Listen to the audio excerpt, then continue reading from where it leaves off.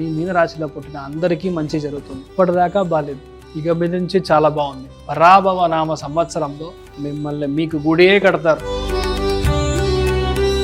నిమగ్నమై ఉండడం అదేలా చూసారంటే మీరు చాలా గుడి గోపురాలకి తీర్థయాత్రలకి మెయిన్గా స్థల పురాణం చదువుకొని అక్కడికి వెళ్ళడం, అలాంటి విషయాల్ని మనం దర్శించడం, శని దృష్టిలో డైరెక్ట్గా గురు దృష్టిలో శని, త్రికోణంలో శని, ఏ క్లాస్, ఇలాంటి విషయాలు జరిగినప్పుడు మీకు ఏ ప్రాబ్లము రాదు. లాభస్థానం బాగున్నప్పుడు డబ్బు పరంగా సమస్యలు ఏది రాదు. అన్ని విషయాలు as targeted, as planned, perfect గా జరగడం, దేవుడు అనుగ్రహం 100% మీ మీద ఉండడం అనేది ఖాయం. సంతోషపరంగా 95% ఉంది.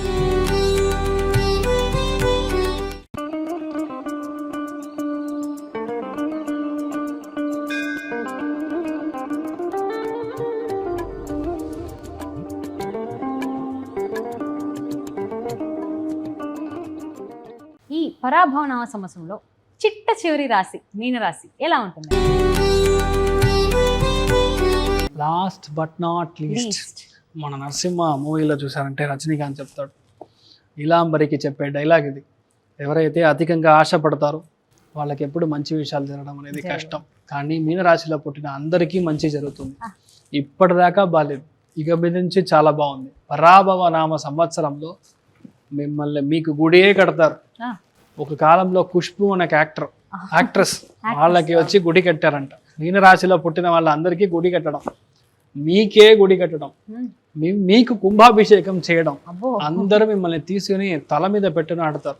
అందరూ విపరీతమైన సపోర్ట్. పిల్లల పరంగా ఉన్న సమస్యలు అంతా క్లియర్.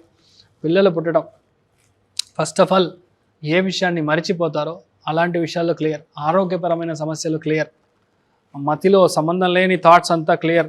ఆలోచనలు గట్టిగా మారడం, మన వల్ల అవుతుంది అని మారడం, కొత్త జాబ్కి మీరు దొరకడం, కొత్త జాబ్కి వెళ్ళడం, అదేలాగా పూర్వీకుల మూల్యంగా ఉన్న ఆస్తి మీకు రావడం, మీ బాబు బాగుంటాడు, మీ పాప బాగుంటారు, విదేశాలకు వెళ్ళడం, ధర్మ కార్యాల్లో మీరు చాలా నిమగ్నమై ఉండడం. అదేలా చూసారంటే మీరు చాలా గుడి గోపురాలకి తీర్థయాత్రలకి మెయిన్గా స్థల పురాణం చదువుకొని అక్కడికి వెళ్ళడం, అలాంటి విషయాల్ని మనం దర్శించడం.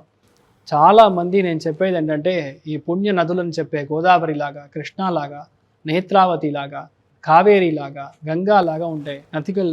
నదిలో స్నానం చేసి అక్కడ ఉన్న దేవాన్ని చూసి రావడం, పెద్ద గొప్ప పుణ్యాన్ని మీరు సంపాదించడం. అదేలాగా ఫ్యామిలీలో అన్ని ఇబ్బందుల నుంచి మీరు బయటికి రావడం, మీ మొహ లక్షణం మారడం, మీరు మారడం, పిల్లలు బాగుండడం, లైఫ్ అద్భుతంగా మారడం అనేది ఈ యొక్క పరాభవ నామ సంవత్సరం నుంచి మీరు చూస్తారు. పెద్ద విషయాలన్నీ ఈజీగా జరుగుతుంది. మెయిన్గా నేను చెప్పాల్సింది చెస్ట్ బ్రెస్ట్ ఏదైతే ఉందో కాస్త జాగ్రత్తగా చూసుకోవడం అనేది మీరు చూడాలి. అట్ ది సేమ్ టైం పిల్లల యొక్క భవిష్యత్తు అద్భుతంగా మారుతుంది.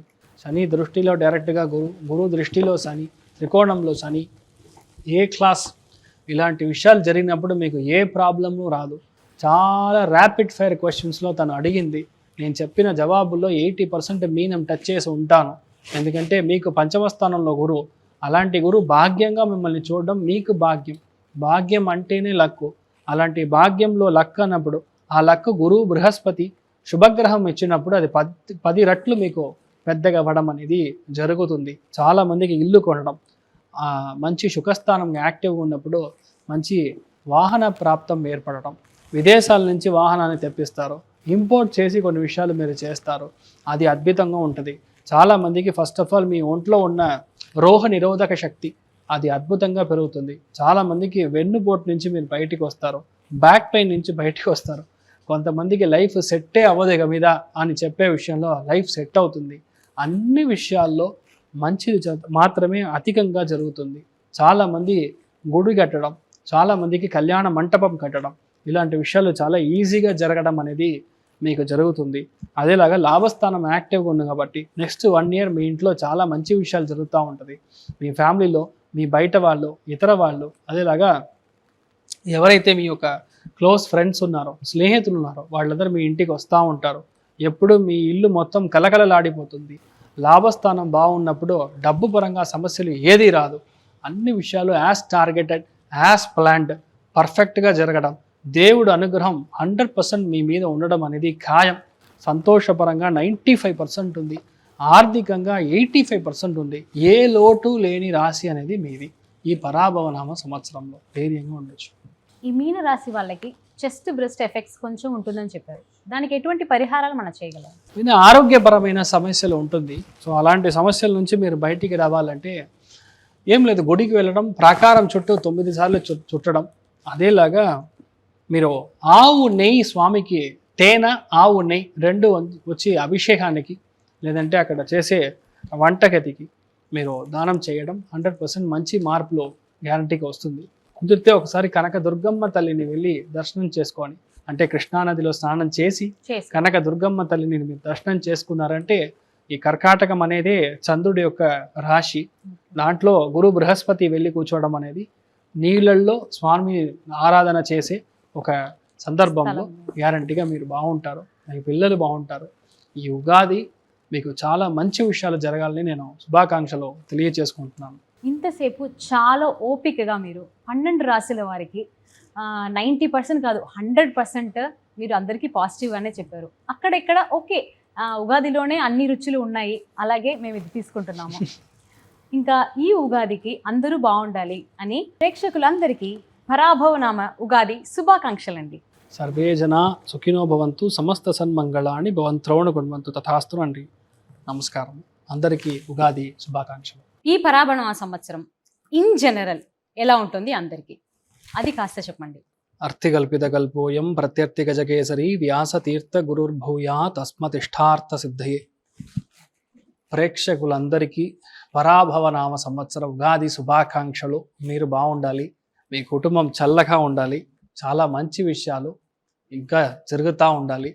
ధర్మ ఎప్పుడు చేతి నుంచి బయటికి వెళ్తుందో, అప్పుడు ఎలాగా నరసింహ అవతారం అవుతుందో, అలాగే ఒక్కొక్కసారి మీరు గుడి మెట్టులు ఎక్కినప్పుడు మీ ఇంట్లో మీ మనసులో ఆ ధర్మం ఎలా జరగాలి, మంచి విషయాలు ఎలా జరగాలని ఆ దేవుడు నిర్ణయిస్తాడు. అలాగే ఈ పరాభవనామ సంవత్సరం మీ అందరూ ఫ్యామిలీలో బాగుండాలని నేను కోరుకుంటున్నాను. వచ్చే మార్చ్ 19వ తారీఖు పొద్దున 6:55 ఈ ఉగాది పుడుతుంది. పరాభవం అని పేరు చూస్తే చేతులు కాళ్ళు ఆడట్లేదు, ఎందుకంటే పరాభవం అంటే ఓటమి. It's basically called as humiliation. ఎక్కడికి వెళ్ళినా కొంతమంది మనకి అశ్లీలంగా ప్రవర్తించడం, అంతే మనం ఇప్పుడు రాజకీయంగా చూసుకున్నా సరే, మన యావత్ ప్రపంచంలో చూసిన చాలా విషయాలు మనకి వ్యతిరేకంగా ఉండడం, ఇవన్నీ ఈ పరాభవనామ సంవత్సరాన్ని బేసిక్గా సూచిస్తుంది. బట్ ఇన్ జనరల్ మీరు చెప్పినట్టుగా చాలా విషయాలు మేము చెప్పింది జరిగింది. బేసిక్లీ ఏంటంటే మనకు పేరు తెలియదు అంతే. ఇప్పుడు నేను సూర్యగ్రహణం వీడియో అని చెప్పినట్టు కూడా ఈ ఆడియో వీడియో టేప్స్ బయటికి వస్తుంది అని చెప్పారు, కానీ పేరు ఎప్స్టీన్ ఫైల్స్ అని మనకు తెలియదు. దేవుడు కూడా నాకు అలాంటి విషయాలు, ఇన్ఫాక్ట్ అది ఏం పేర్లో రావాలని తెలియదు. అదేలాగే ఎప్పుడు చూసారంటే రవి శని కుజుడు కంజంక్షన్లో వస్తాడో అప్పుడల్లా చూసారా సునామీ లాగా ఒక విషయం, లేదా ఇప్పుడు కరోనా లాగా మళ్ళీ అది రావడం, ఇలాంటి విషయాలు వస్తూనే ఉంటుంది.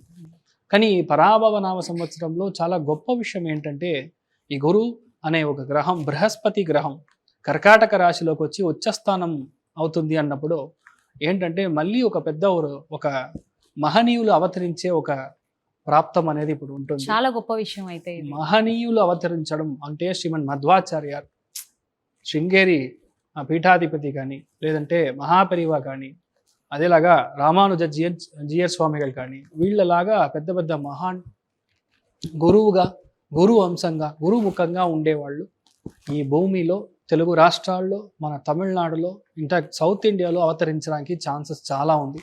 ఎగ్జాక్ట్లీ 24 ఏళ్ళ తర్వాత ఆ మనిషి ఎవరని మనకు కనపడచ్చు. మెయిన్గా ఇప్పుడు చూసారంటే మన పుట్టపర్తి సాయిబాబా మళ్ళీ పుడతారన్నట్టుగా ఒక ఇది, అది కూడా అవ్వడానికి ఛాన్సెస్ యాక్చువల్లీ ఉంది. ఎవరు పుడతారు, ఎలా పుడతారో మనకు తెలియదు, కానీ పుట్టే మనిషి, పుట్టే ఆత్మ జస్ట్ లైక్ దట్ సాధారణమైన ఆత్మ కడయాదు. అంటే అలా జస్ట్ లైక్ దట్ మనం చెప్పే ఒక స్థాయిలో మనం లేరు. పుణ్యాత్మ అని మాత్రం గ్యారంటీగా మనం చెప్పొచ్చు.